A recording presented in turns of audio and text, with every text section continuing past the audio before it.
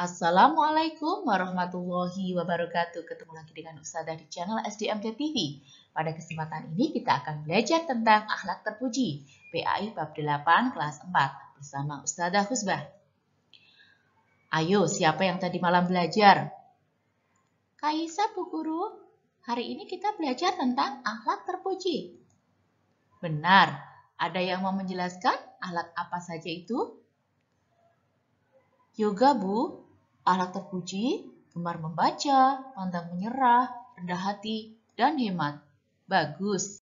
Pada kesempatan ini kita akan belajar tentang akhlak terpuji. Yang pertama adalah gemar membaca, kedua pantang menyerah, yang ketiga rendah hati, dan yang keempat adalah hemat.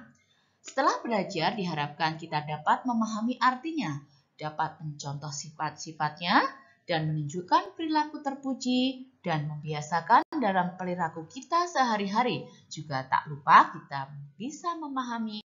Baiklah, akan Ustazah ulas satu persatu. Yang pertama adalah gemar membaca. Gemar artinya suka sekali, sedangkan membaca adalah melihat serta memahami apa yang ditulis, baik di TV, di buku, di HP, Al-Quran, majalah, koran, dan lain sebagainya.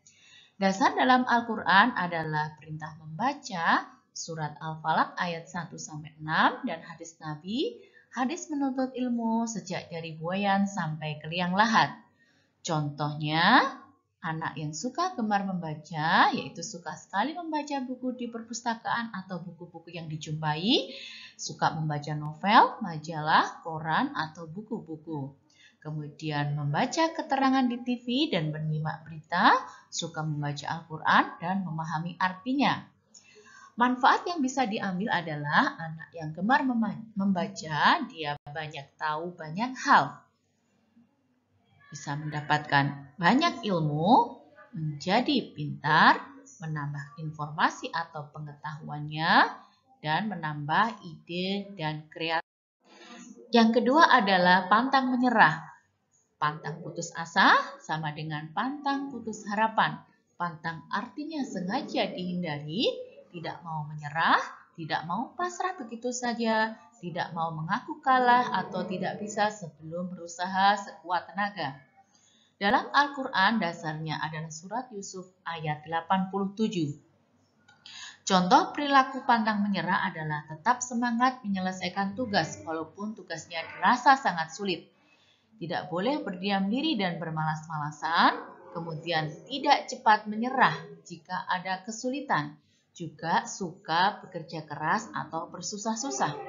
Manfaat yang bisa diambil adalah bisa memberi semangat dalam berusaha, juga dapat meningkatkan prestasi atau usaha kalian, juga bisa menunjang keberhasilan usaha, juga dapat mendapatkan hasil atau nilai yang bagus dan memuaskan. Yang ketiga adalah rendah hati atau tawadhu. Rendah artinya tidak sombong atau tinggi hati, tidak membangga-banggakan diri sendiri, tidak merendahkan orang lain dan merendahkan diri sendiri, tidak pamer atau sombong karena memiliki kelebihan, bukan merasa rendah diri dari orang lain. Dasar rendah diri atau tawadhu ada dalam surat Al-Isra ayat 37. Adapun contoh sifat tawadhu atau rendah hati adalah memberi uang pengemis dengan tidak diikuti dengan perkataan dan perbuatan yang menyakitkan. Kedua, suka berbagi, memberi, dan menolong orang lain. Kemudian tidak suka menghina, suka memuji orang lain dan tidak berlebihan, tidak memamerkan kepintaran atau kekayaan, tidak memamerkan yang dilakukan, tidak pilih teman, juga pilih kasih, bersikap tenang dan sederhana, juga sungguh-sungguh menjauhi perbuatan sombong, mengucapkan kata-kata baik dan lemah lembut, serta tidak merendahkan orang lain, berbuat baik dan tidak ingin diketahui orang lain. Manfaatnya adalah kita mempunyai banyak teman, hatinya senantiasa tentram dan tenang, juga terhindar dari sifat sombong atau kabur. Yang keempat adalah hemat. Hemat artinya berhati-hati dalam membelanjakan uang, menggunakan barang, tidak boros atau cermat. Hanya secukupnya saja dalam menggunakan sesuatu. Dasar hemat ada dalam surat Al-Isra ayat 26 dan 27.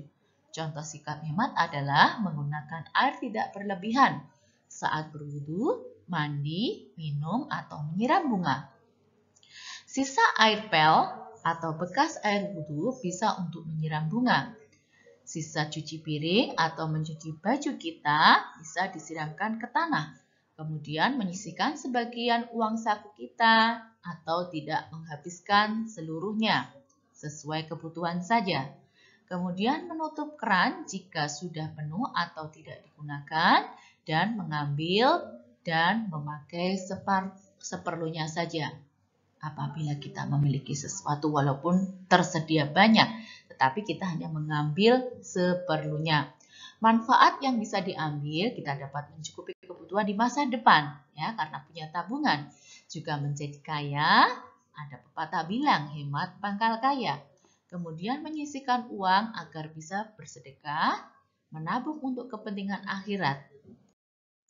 Sekarang tugasnya adalah yang pertama, apa 4 alat terpuji yang kita pelajari hari ini? Yang kedua, jelaskan masing-masing pengertian, contohnya, dan manfaat melaksanakan akhlak terpuji tersebut.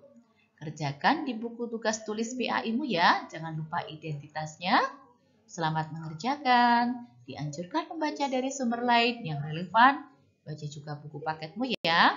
Jangan lupa like, subscribe, dan tinggalkan jejak. Terima kasih, sampai ketemu lagi. Wassalamualaikum warahmatullahi wabarakatuh. Bye-bye.